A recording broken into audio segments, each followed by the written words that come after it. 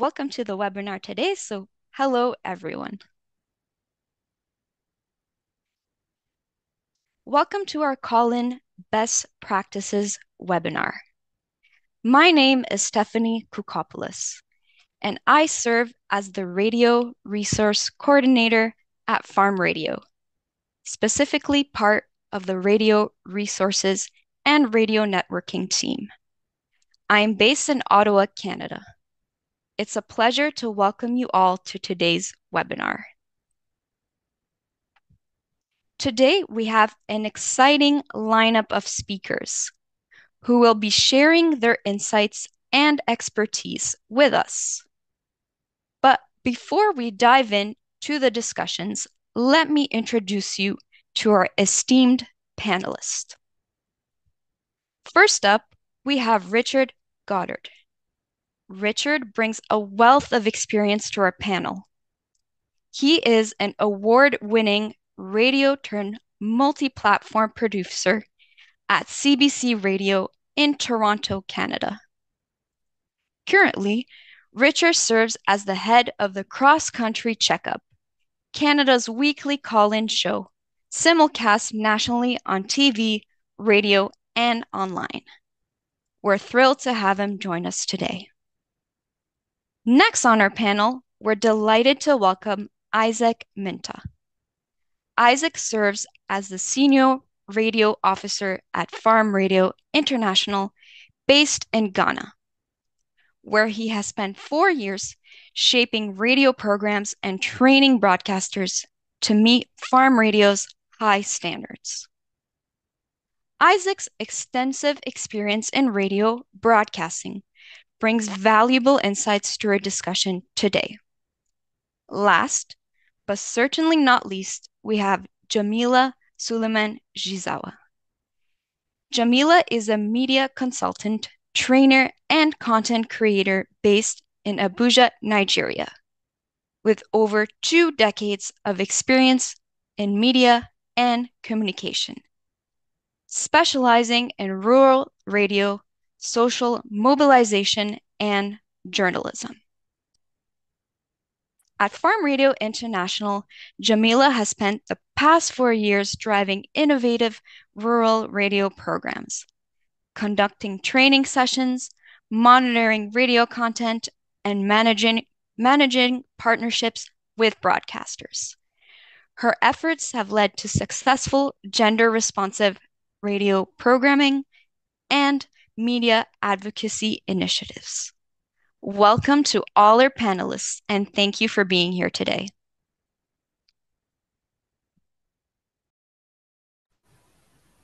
Well, Stephanie, it is such a pleasure to be here. Hi, everyone. My name is Richard Goddard, and I'm here with Isaac and Jamila.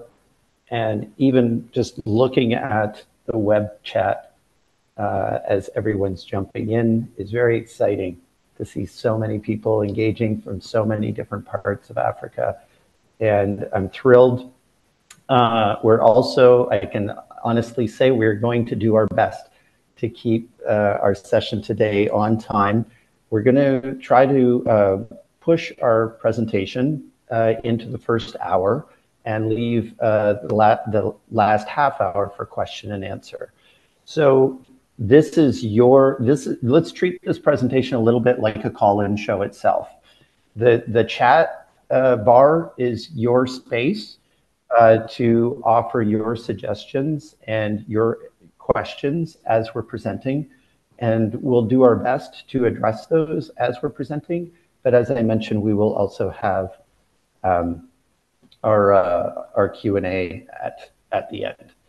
So I'm thrilled to be here with Isaac and Jamila. The format that we're going to use is for many of the slides you're about to see, I'm going to ask a general question. As I ask that general question, feel free to offer your answers or your own thoughts to that question. So for instance, today we're going to be, as I mentioned, talking about call-in shows and best practices. And let's talk a little bit about why call-in shows are important. What is it about call-in shows? What do they accomplish in terms of a form of broadcasting that no other format can accomplish.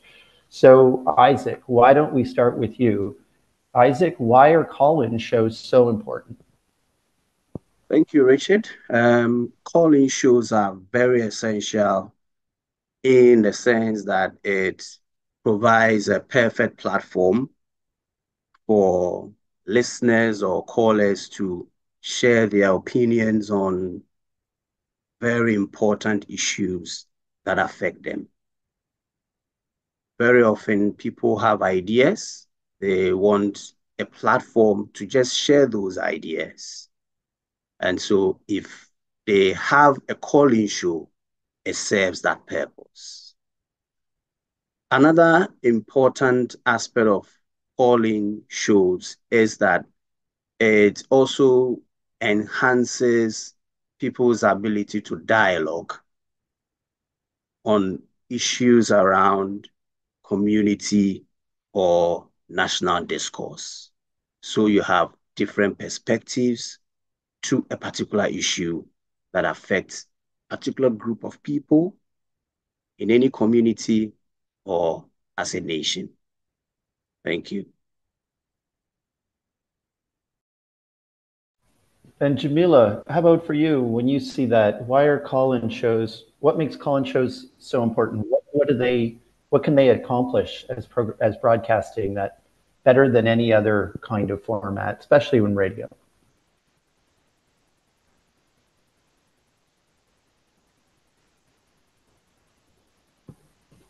Jamila, you may be muted right now. If you can, try unmuting.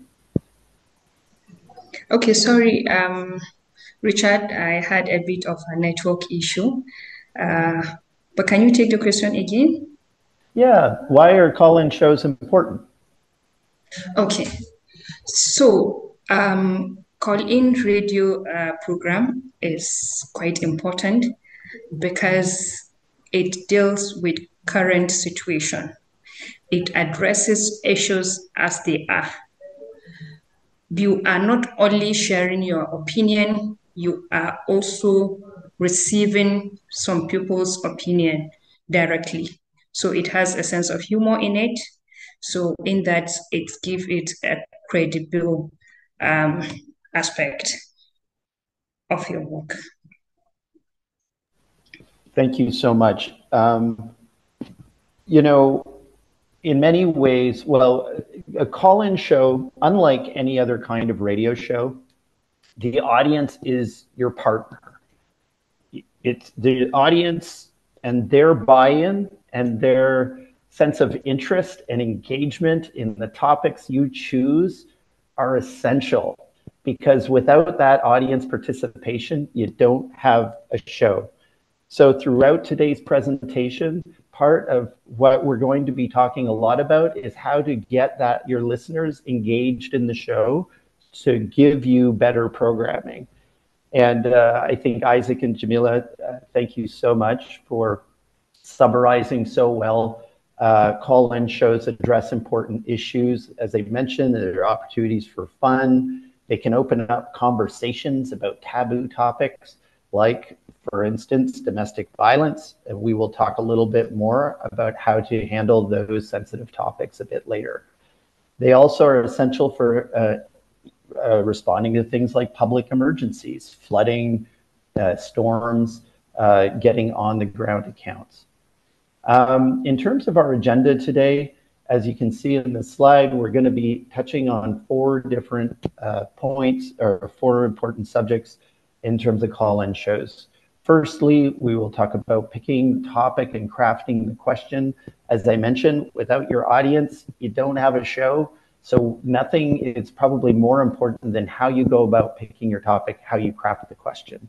Secondly, planning, the editorial planning around your show. And specifically, we will talk about sensitive topics, because frankly, if you can do the hard topics well, everything else comes easy.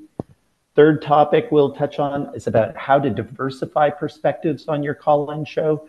As Jamila just mentioned, getting a broad range of people's stories and perspectives is one of the unique things that make call-in shows so worthwhile. Lastly, based on your input, We are going to spend a time talking about how to handle difficult calls and difficult callers. And we'll talk a little bit more about that at the end. I'll give you some specific scripting hosts can use while they're on air to help deal with some of those difficult moments. Okay, let's talk a little bit about how we go about picking the topic. So starting with you, Jamila, what do all great topics have in common? Okay, so thank you, Richard. I think, I guess all great topics should have one or two major things I'm going to mention in common. They should, one, have a connection. Connection in the sense that it has to deal with the issue you wanted to discuss on. What are some of the issues that you are going to address in that particular episode? And ensure it has some emotion. It goes with the current happening in the issue you wanted to discuss. For example, in Nigeria, every broadcaster that wants to do a call-in show about the effect of the national power grid collapse as a result of striking action, it's going to generate a lot of discussions, a lot of issues, because it's really affect people for 48 hours, no power, no water, no anything. So it's more like the country is at standstill. So ensure it has these major two things. So I will allow my colleague to raise the others, but this two is quite important. Connection and emotions of the people. Yeah, over to you, Richard. Amazing. Thank you so much. And thank you for that example. That was a perfect example. Isaac, over to you. Yes, so to add to what Jamila has said, an important topic should be one that should make people feel like they have some personal connection. It's always important that for you to have that impact, that effect on radio, the listeners or callers should be able to feel that there's something at stake personally. And I'll cite one example quickly in Ghana. Quite recently, we have been experiencing hikes in terms of inflation. And for this particular week, a lot of radio stations, for example, are now talking about this, that how can we ensure, government ensure that the surge in prices of food and commodities are reduced. And as a result of depreciation of the Ghanaian currency against major international currencies, what can government do? So this can be a topic that can be used in a call-in show because it is one that people can easily connect with and it affects almost everyone. Isaac, thank you so much. I love both of these examples so much because call-in shows, the best call-in shows and the best topics, what we're doing is we don't necessarily want the callers to call in to be quote unquote experts. We know they don't have the qualifications to talk about policy, but what they are qualified to talk about is their everyday life and how they've been personally affected by an issue. So power outages, you can imagine all the different kinds of callers that could call in, people who are personally and directly affected. It could be somebody who works in an emergency room in a hospital, or it could be someone who works directly with vulnerable communities like elders. And similarly, inflation, elders, again, you can imagine them calling in. But the point is, when you're thinking about a topic, there may be topics that are important news stories, but not every news story makes for an ideal topic. It's only when you can take what's going on in news and current affairs and work backwards to frame a topic and a question so that the audience can reflect and share their personal stories about how it affects them. Because that way you're positioning them to give you the multitude of diverse personal lived experiences that you can possibly provide. And that's what a successful call-in show does. So again, thank you for those examples, and thank you so much for those summaries. So why don't we talk a little, sometimes picking the right topic is a little bit like the thunder in the sky, but thunder in the sky, you can be in the right area in terms of a topic, but you don't really have a topic until you've crafted the right question. And the thunder in the sky, I think of the right question as a bit of like the lightning bolt that comes down and hits the ground. Because sometimes you can have strong topics, but if you haven't crafted the question properly, it's never going to provoke the variety of response that you want from your audience. So Isaac, why don't we start with you? How do you go about, what are some of the things you would recommend in terms of how to go about crafting the right question for your topic? Well, Richard, to craft the right question, you first of all would have to identify who that potential caller will be. And that means your audience. Who are your questions or your question targeting or directed at? Once you're able to figure out this, then you are in a very good position to craft a show question. And then another thing you have to also bear in mind is after identifying your audience and looking at the specific issue that affects them, you need to then come out with different versions of questions that they potentially will respond to. One that will provoke their interest and one that will bring out some emotions in them to be able to share their perspectives.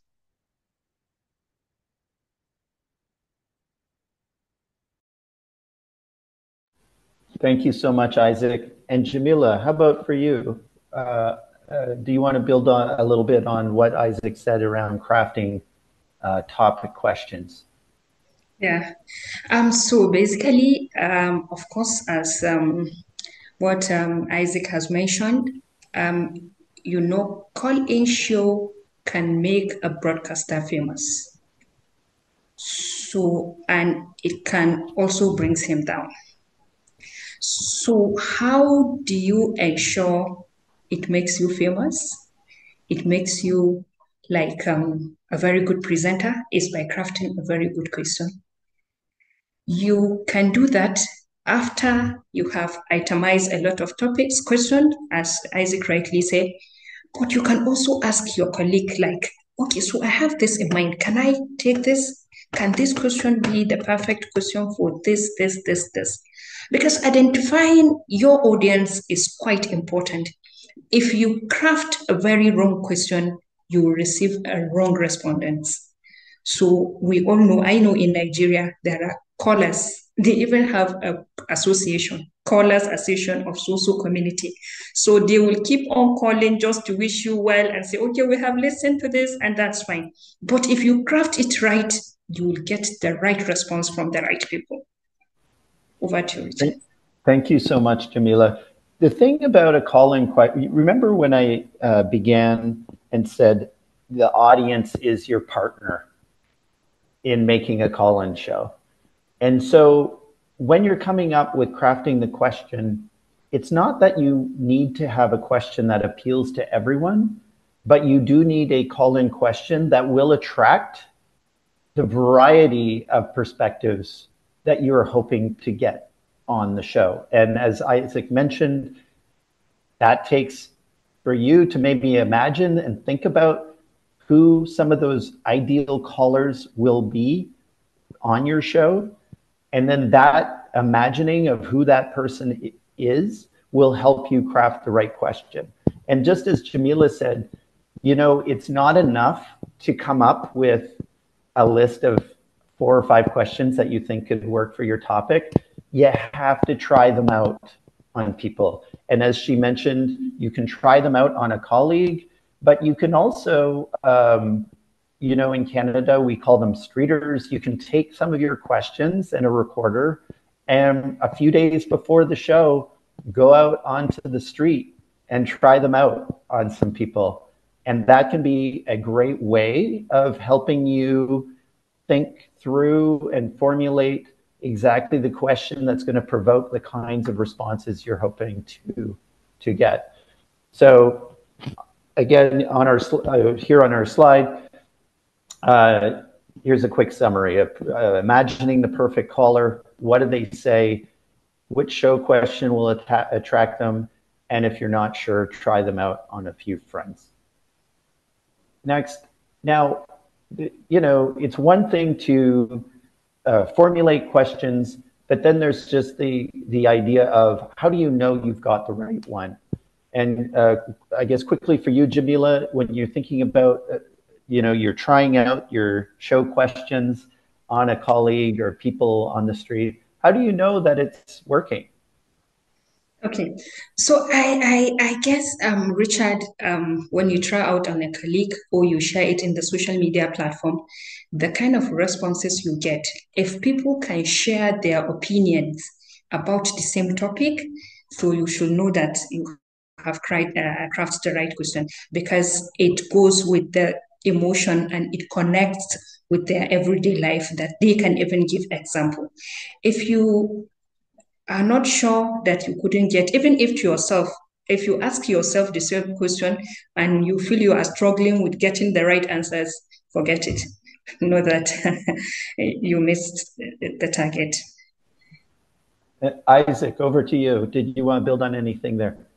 Yes, I think it should be one that provokes, one that will be able to get variety of opinions from your potential callers. So as Jamila mentioned, if you try this question out and the kind of feedback you are getting from those you are trying out on is not one that is not provoking interest, then you should be having other ideas of possibly changing the question.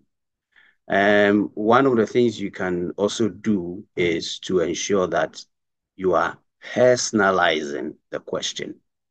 And so that once it's personalized, people can respond by sharing their personal experiences.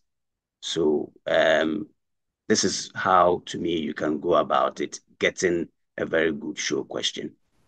That's awesome. Thanks so much, Isaac. And to build on what Isaac said there, you know, for your show question, if you have one or two, it never hurts to have the word you somewhere in your show question, to the point Isaac was making about personalizing it.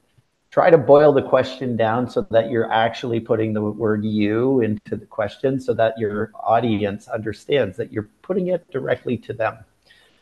The last thing, and this is the last point, when you're trying out your show questions and trying to determine whether they're working or not, check in with yourself and make sure that you're actually interested in the answers that people are giving you. You might get there are some show questions, and I've done these call-in shows where we come up with a topic that's very hot. We come up with a topic question that will provoke people immediately, i.e. if I did a call-in show about Donald Trump, yes, it will provoke a lot of response. But sometimes when you try out the question, you will get 100 responses and they will all be the same. So you do want to make sure that apart from just provoking people, you do need to make sure that you're getting a variety of responses. And some topics are just not that good. for providing a variety of questions. And sometimes you'll go back to the drawing board after you've tested out your show question.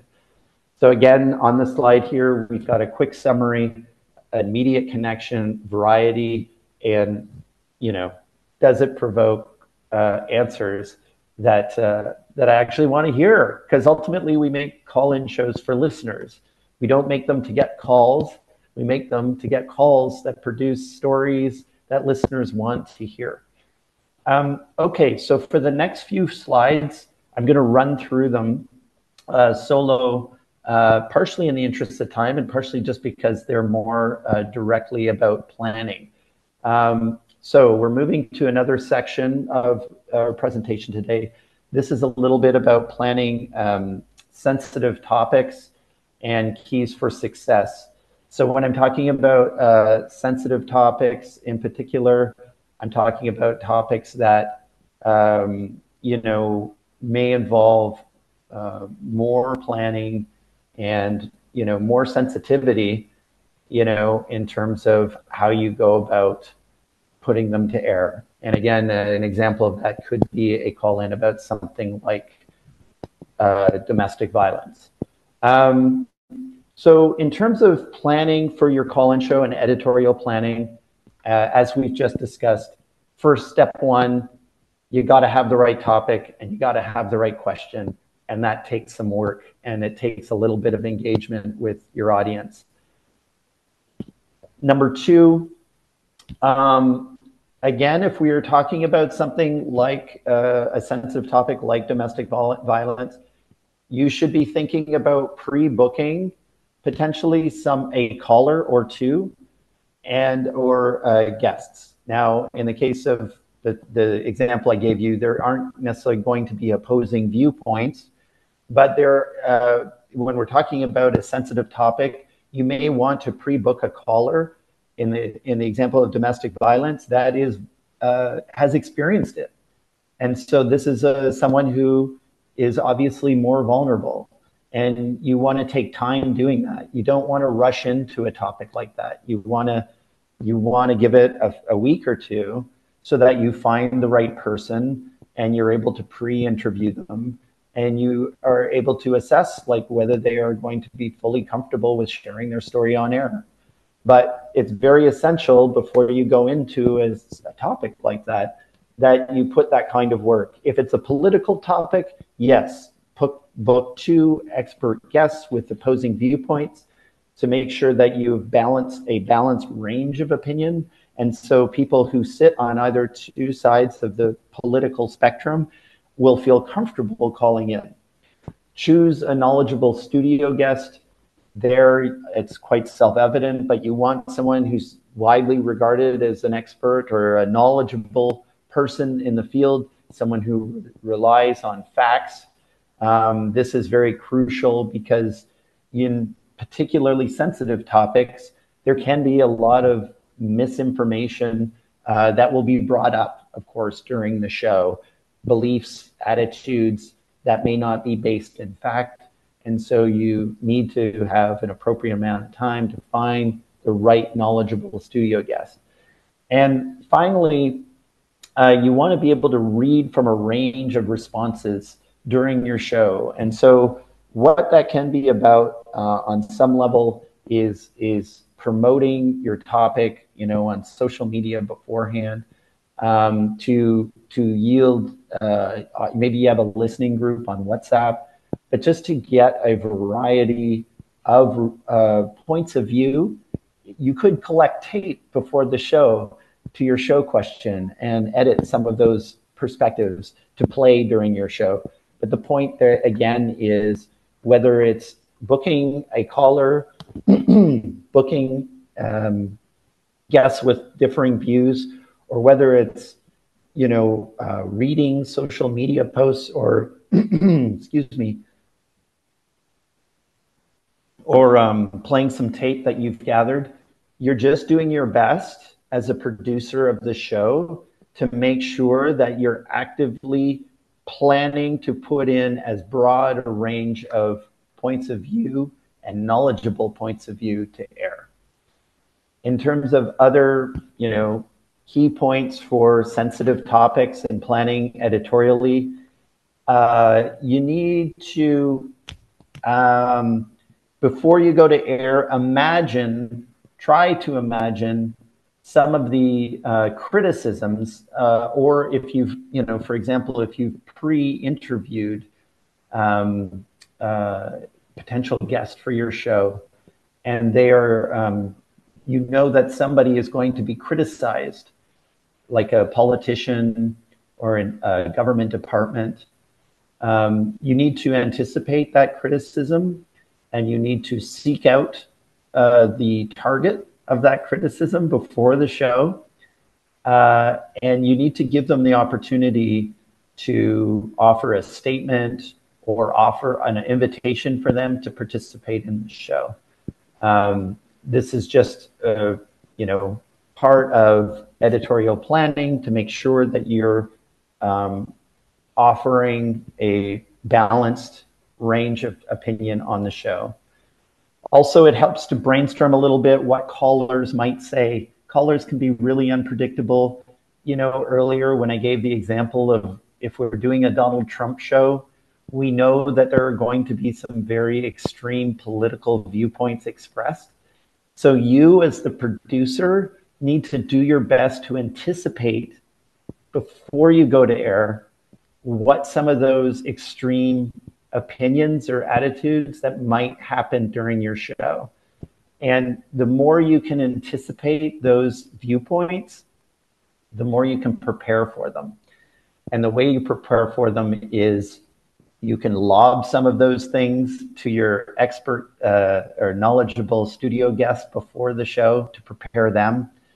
You can create a fact sheet for the host so that the host has a full few bullet points of facts to help address some of these misinformed or extreme things that might get said on air. But the most important thing is when your instincts are telling you that, hey, this might be a topic that attracts some out there calls, you need to do your best to prepare the host to have some of the facts and to prepare your knowledgeable guest for how you're going to deal with some of those situations, because the better that you can deal with them, the more in control you're going to feel. And more importantly, or as importantly, the more in control your audience is going to feel, because they need to feel grounded in what it is you're putting to air as well. And the last couple points about sensitive topics, just allowing some extra time for producing them. If something's breaking that week and it's a really explosive issue for a call-in show, sometimes it's better to wait an extra week to make sure that you get it right. Don't rush into it. Lastly, if you're dealing with taboo topics, it never hurts sometimes if you're concerned that some people will be offended, that kids hearing some of the things discussed on the radio might be inappropriate. It's always a good idea to warn your audience up front, saying, today's show, we're going to be talking about this topic, and it may not be as suitable for all listeners. So it's good to warn them at the beginning of the show. And then you might know you have a booked guest interview where something specific may be sensitive material. So in addition to warning at the beginning of the show, you also need to warn the audience again before that interview to say, oh, and just a reminder, we do expect in this next interview, we will be talking about some specifics relating to our topic that may not be appropriate to all listeners. And again, that's important to give your audience the agency, for choosing, what's appropriate or not for their, for listening in their household. Let's talk a little bit about diversifying opinion. Because as I mentioned earlier, it's really the range of opinion and attracting a range of opinion that ultimately will determine the success or failure of your call-in show. So Isaac, why don't we start with you in terms of how, can you talk a little bit about some of the things you do to incorporate as wide a range of opinion as possible on your show? So for me, one of the things I'll do to ensure that I'm getting different perspectives to an issue is to try as much as possible to put a question to as many people as possible, and accept the feedback that comes in. People express different opinions. You make room for people to express those kinds of opinions, so that as you have different and divergent opinions coming in, it reflects what people feel. So you have to be open about it, so that you don't seem to be like you are censoring what people are saying. Of course, it must be within the ground rules of the show that you have set out. And so that is a very cardinal point for me, that once you are running a show, know that people will have divergent views, different perspectives to issues. Allow them. Let them bring their issues. If not, it will be a one-sided show. Thank you so much, Isaac. And Jamila, do you want to build on that? What are some of the things before you go to air that you might do to ensure that you have as broad a range of opinions as possible? Yeah. Thank you, Isaac, and thank you, Richard. I think one, you can have a vox pop about that particular issue we wanted to discuss on, so that you can get different range of opinions from different people on the street. That is one aspect. Another aspect, you can also, since you are a studio host, you can just decide to open your studio line and say, just call now. How do you feel about this? So we are something like this, something that will generate a lot of discussion. So people will keep on calling and they will be sharing their views and their perspective about that.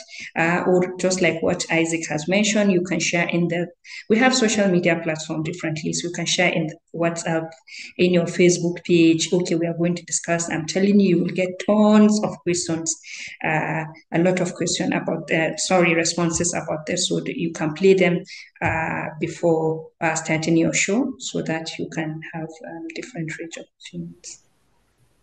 That's great. Thank you so much. So there is so much that can be done. I fully appreciate that so many of the call-in shows and the participants that are involved in our webinar today don't have the luxury of screening calls while you're live on air. And so really that period of time in the days before you go to air is kind of like your window to do the work to attract as many of those diverse perspectives as you can to help set you up for success by the time you go to air with your topic. So promoting the topic on WhatsApp, you know, on various social media channels, as Isaac and Jamila had mentioned, you know, reading online posts on air, consider airing, you know, if you have the capacity to do it. One thing that that I did on my show is we air commercials 1 hour before we go to air that tell the audience the show's coming up in an hour. Here's our topic. Call now. And then that way, whatever resources are available to screen the calls before you go to air, it gives you a little bit of a head start in terms of collecting callers for your live show. You get them to give you their contact, their point of view, so you can pre-screen and this is really valuable if you don't have someone who can screen your calls while you're live to air. And then as Jamila mentioned, Vox Pop. So recording people on the street, great way to test your questions, and a great way to collect tape before you go to air. And Jamila, while we're with you, why don't we talk a little bit about diversifying perspectives? How do you make it easier for people to engage?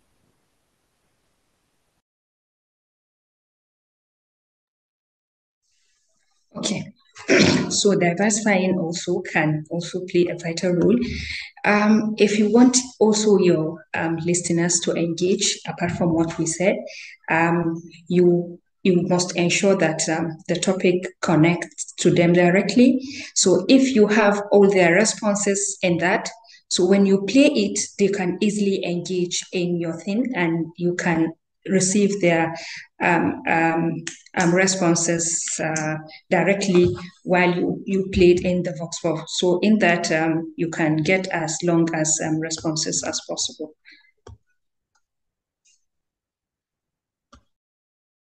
Thank you so much. Isaac, do you want to build on that? Yeah, I think there should be a dedicated line for people to engage. To me, that is very important, so that listeners or callers know that this is the medium through which I can reach out to participate in the discussion. And I think one of the other ways you can do is relying on the Vox Pop, playing that earlier and then engaging your resource person or your guests. That way you're able to hear opposing views, different perspectives, and it creates an enabling environment for callers to know that this platform is open and I can also share my views, even if they are not necessarily in line with what anybody thinks. So to me, this is the approach. That's great. Thank you so much. One suggestion, one thing that I've heard, some of you may be doing this already on some of the call-in shows, creating a dedicated call-in line specifically for women. Women may have, we know they have less access to, to having the time or necessarily the resources to be able to call in. And so creating a dedicated line for women can be a way of creating space specifically for them on your call-in show. Call-in number to, a toll-free number to reduce costs. All of these things are really about reducing the barriers. The more you reduce the barriers for people to participate, the easier you make it for them, the more likely you will attract a broad range of perspectives. You could book online participants. If you see an opinion on social media or your WhatsApp listening channel, and somebody's got a really interesting point of view a day or two before the show, see if they're available to participate in the show. The last point that you see here, it says post an online survey requesting contact information. So if you have any experience with using online surveys or Google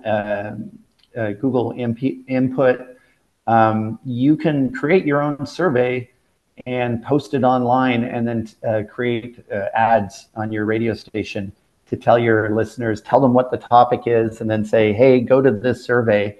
And on the survey, you basically ask them, here's the topic, what do you want to say? And give us your contact information. And they will send you their stories in the days leading up to the show. And you can just call them back. Anyway, it could be another way of just gathering more perspectives before you go to air. But, apart from all the different things we've just mentioned, that sometimes won't be enough. And as Isaac mentioned, sometimes you will have to actively go out and find that opinion that represents perhaps a silent majority in your audience, because you need to send a signal to your audience that we're looking for all the opinions. We're looking for a broad range of points of view. And sometimes that won't easily come through the phone lines. And sometimes that won't easily even come through online. And so you as the producer, if you anticipate that might be a challenge, you might need to, oh, sorry, I just got a note here. One moment, folks. I guess we just have a bit of an issue here with sharing. One moment.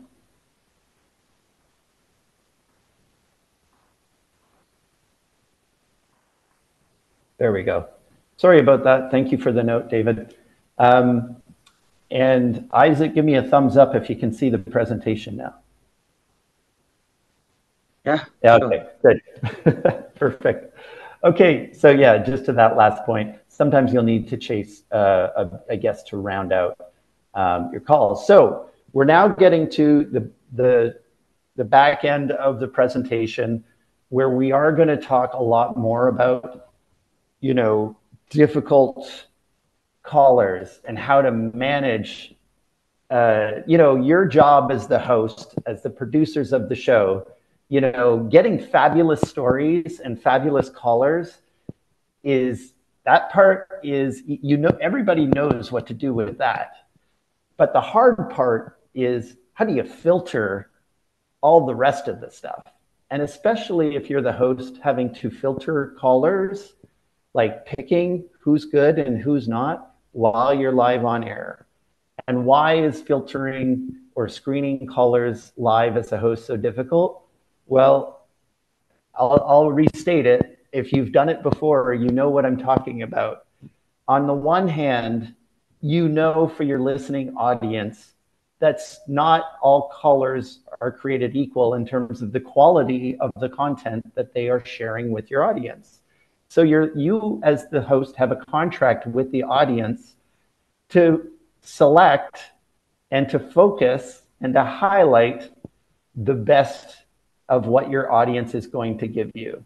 So that's your responsibility. At the same time, as I've mentioned, a call-in you don't have a call-in unless you have callers. And if you don't have a great caller on air with you, everybody's listening. They might even be leaning in to listen to see how you, the host, will handle the calls that are not so good. Because you need to be graceful, and you need to be respectful, and you need to be embracing. And at the same time, you do need to maneuver around the calls to produce the best results. So let's talk a little bit about that. So ground rules for managing callers. Jamila, why don't we start with you? What are some of the things that you might do to establish things that you do to set the conditions so that, the host can manage callers effectively during a call-in show? Okay, so thank you, Richard. One major thing, you mentioned this earlier on, is to set a ground rules that you have to warn your callers initially that, okay, so this show is solely based on this. So if you share hate speech or something like that, we can hang in the call. Another major thing is, once you have received a call from somebody that is trying to share hate speech, please keep it off. And then don't respond to him while on air. So it was after you have dropped that call, then you respond to his questions or you respond to his request. And another major thing, one last point, is you should get a knowledgeable studio guest, so that if he is trying to share something very difficult, somebody that is quite knowledgeable is there to address such issues. Thank you. Thank you, Jamila. Isaac. Well, for me, Richard, yes. One important thing is, do not bend the rules. As a host, you have to be firm. If you apply the rules differently to different callers, then you are not being fair, and people feel disrespected. and they don't feel appreciated contributing to the show. So to me, that is very important. And you need to stamp your authority as a host. If someone is making a statement that is hate speech, you have to be bold to stop that caller. No, we set the ground rules. No, we are not going that way. I'm sorry, Richard. I've got to put you off and move on to the next caller. And you remind your listeners again that we are going by the rules. So to me, that is very cardinal in ensuring that you are screening callers. Thank you. Thank you so much. Thank you to both of you.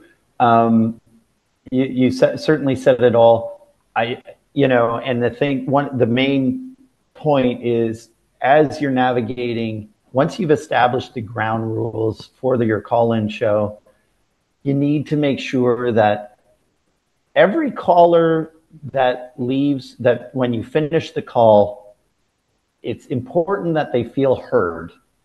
And as a host, your job is to make sure that they feel heard, but you don't necessarily need to make them feel as if you're endorsing their viewpoint.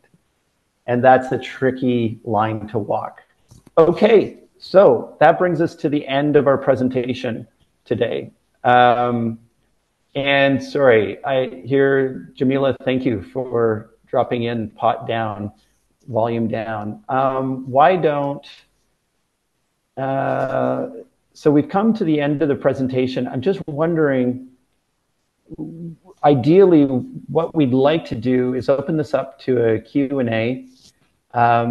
During the presentation itself, I wasn't in a very good position to pick up all the questions that may have been whizzing by in the chat. So does anyone want to put whatever questions you may have into the chat right now? We'll do our best to answer them. In the meantime, why don't I throw it over to Isaac? Isaac, I know I just ran through a bunch of these scripts, but I'm just wondering for you whether there was anything as I was going through those varying scenarios, whether you had any questions or wanted to add any clarifications to help expand on some of the approaches that I was recommending there in terms of how to handle some of these very difficult moments. Thank you, Richard. Those are very lovely. And as you were going through them, I was having reflections on many experiences I've had as a show host and as a producer. And I've had to mention to the show host, that's too much digression on the topic. Can we get the caller to get onto the topic? In all of these, I think is a very tight road to walk. Here you are inviting listeners to contribute. Callers are calling in. You want to give them space. You want to give them enough room to contribute. At the same time, you have this difficult task of ensuring that there is no hate speech and the language is decent for consumption on radio. And so if someone is using indecent language, intemperate language, hate speech, you've got to step in and stop the person. And you do so also not showing disrespect to other callers, not making the platform intimidating for others to call in.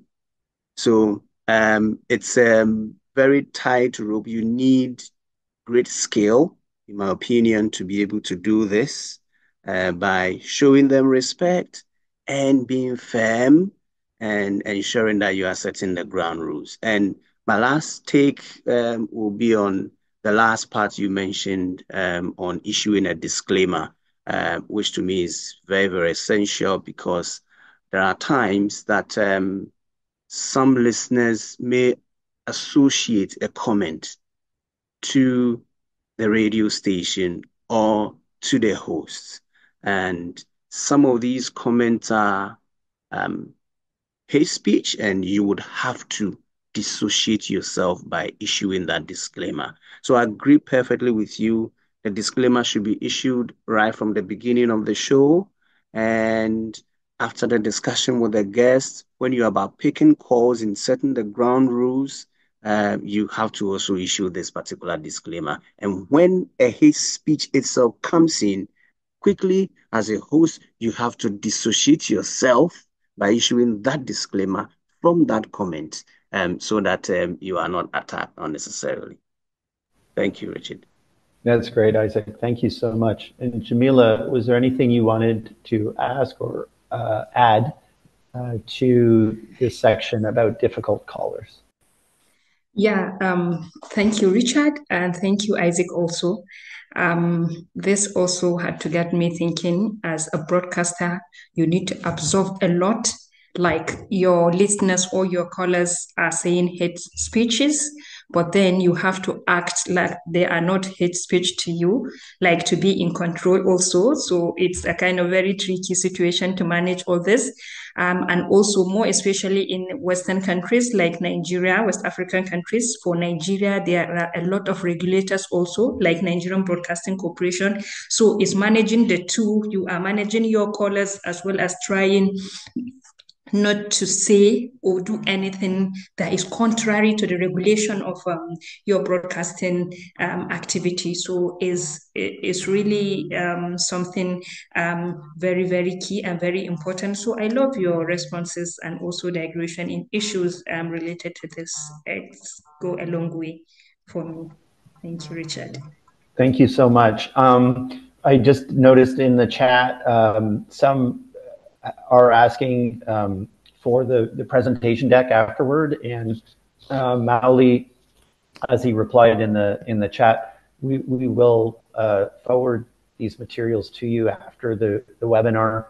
And there's also, we're recording this webinar as well in case you joined late. One of the questions we had was how many minutes should the show last so that the host is satisfied and so are the listeners?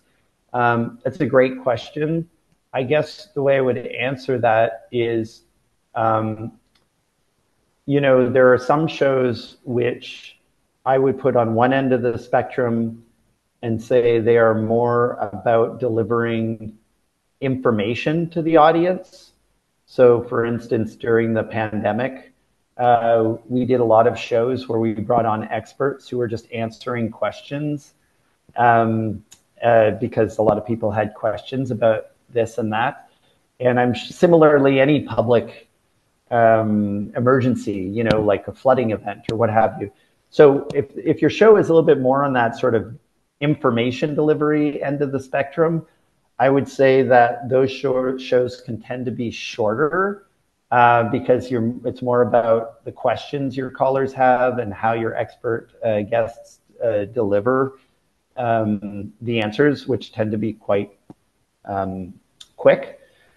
And then on the other end of the spectrum, you've got shows which are more story driven. And it's all about the stories that your audience are going to share with your audience. And those shows need way more room and way more space, especially if they're story driven and they're complicated issues. Because there you've got layers of how am I going to incorporate all the context and important information that the audience needs? And at the same time, how am I going to make sure there's enough room for all the stories, the range of stories that I'm expecting to get? So for me, on my show, I would say the information show needs like a half hour to 1 hour. And the story show that requires a lot of context and information, you need 2 hours. That would be my blunt sort of, but again, that's me in Canada. Jamila, do you have an answer for that question? How long is it satisfying? Can you take that question again, Richard? Sorry. Oh, just how long should a show be where it's satisfying for a host and for the listeners? And so my answer is, If it's information-based show, not a lot of stories, you can do it in a half hour to an hour. If it's a story-driven show and complicated issue, you need 2 hours. Exactly. For Nigeria, any show that you wanted to do, let it be 1 hour max. 30 minutes is okay, but if it's very sensitive issue, you can take 1 hour because people have a lot in their mind now. So for them to stay for over an hour listening to you they will get away. Thank you. Thank you very much. Isaac, any thoughts there? Yeah, sometimes these call-in shows are fitted within broader, bigger magazine shows in Ghana, for example, that runs for about 3 hours. And they dedicate the call-in show to the last hour of it.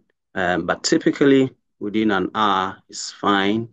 If the issues are very extensive and you will need deeper discussion, then you are looking at an hour and a half, an hour for discussion, 30 minutes for the calling part of it. So this is what I can say. Thank you.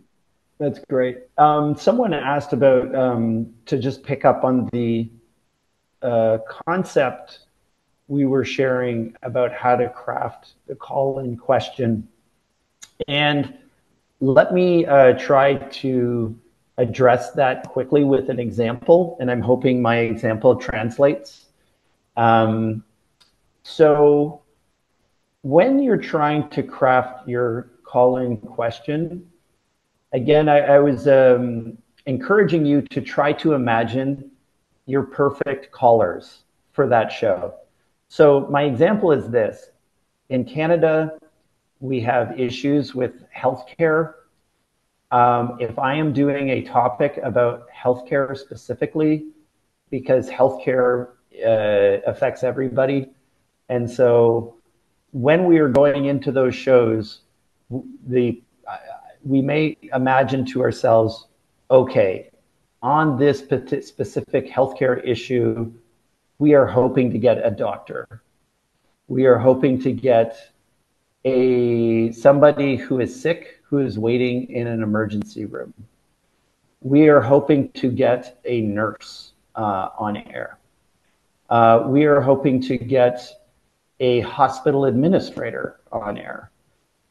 We are hoping to, anyway, let's just stick with those 4, okay? So when you're crafting the call-in question, what I'm suggesting to you is you want to imagine like, okay, like if they're in the best possible show you could imagine, if you want to attract those 4 people and even brainstorm a little bit, like, what do I want the doctor to say? What would I expect the nurse to say? What would I expect the person sitting in the emergency room to say?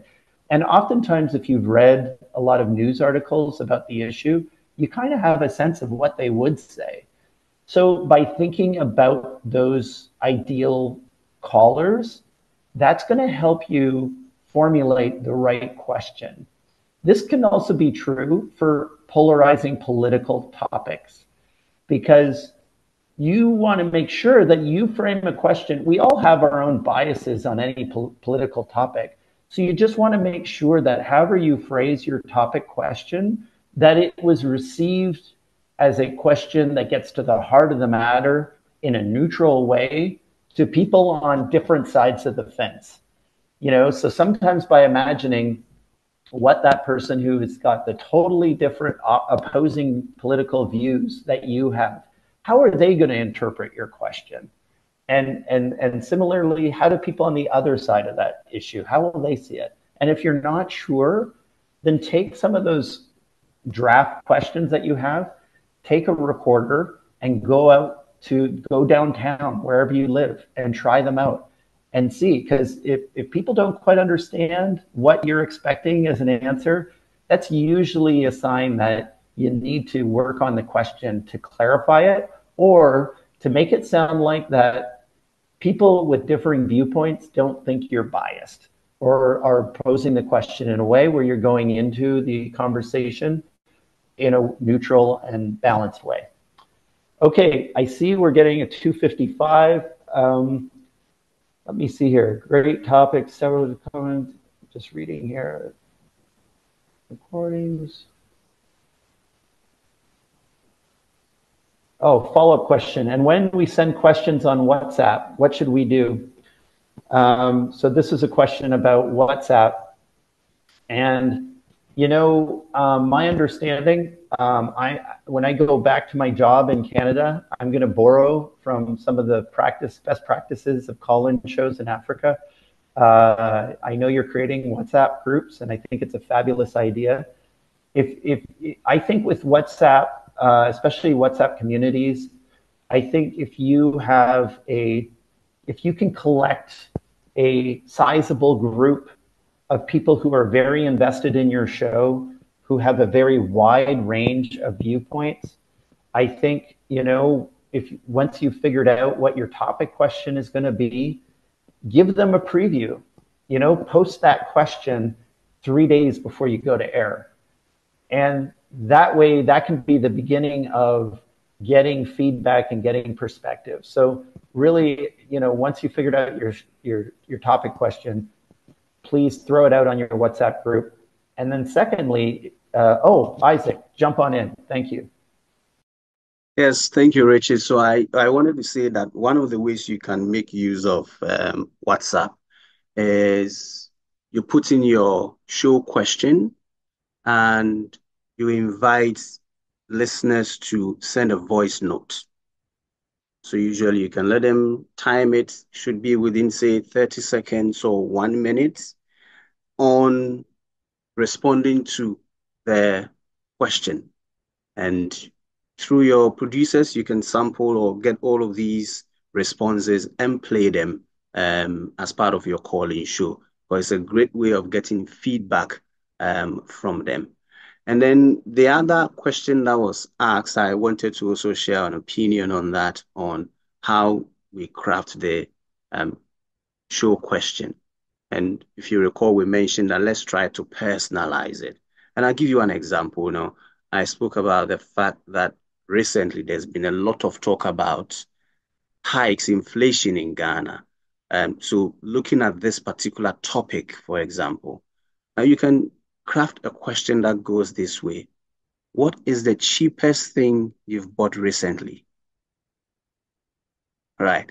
Then, so after having all those conversations with the economists on issues in Ghana, how the Ghana currency is faring with international currencies, what is the cheapest thing you've bought recently?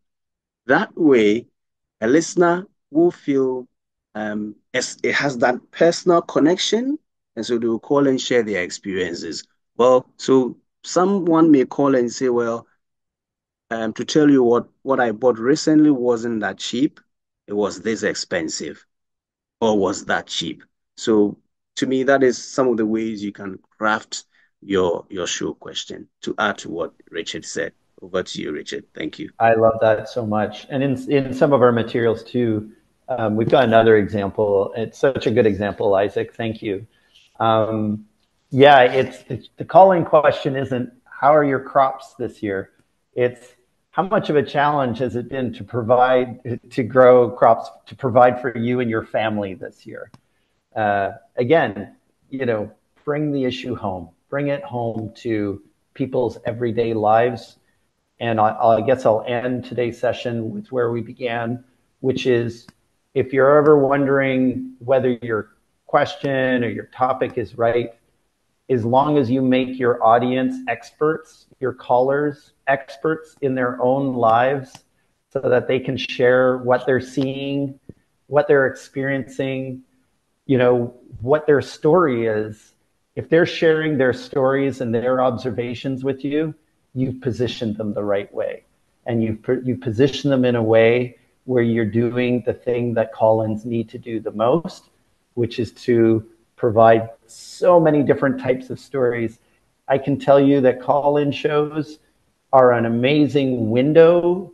You know, people can hear all the facts in the world about an issue, but until they've walked a few miles in someone else's shoe, shoes by listening to their story and their experience, it can be radically, it can be a radical shift in how people think about an issue. And that's the power of call-in shows. That's what they can do. Stories and perspectives can change minds and open people up to new perspectives. Okay, I think that's all the time that we have. Stephanie, I'm wondering if you want to jump in to wrap things up. Yes, thank you. Thank you, Richard. Thank you everyone for joining us today for a webinar on call-in best practices. We hope you found the insights valuable and the discussion enriching. Remember, effective communication is key to success, whether it's over the phone or in person. Implementing the best practices we've discussed today can greatly improve your interactions and outcomes. We'd also like to share that you can join us for an engaging online discussion on sexual and reproductive health and rights from June 10th to July 6th. As African broadcasters and stakeholders, your voice matters in exercising these fundamental rights. Explore topics like access to information, gender-based violence, and amplifying conversations on air. Let's empower audiences to make informed choices about their bodies and lives. You can register now through the link that will be shared in the chat. So there will be a French link and an English link for the WhatsApp groups. Once again, we want to thank you for your participation today, and we look forward to connecting with you again soon. Have a great day.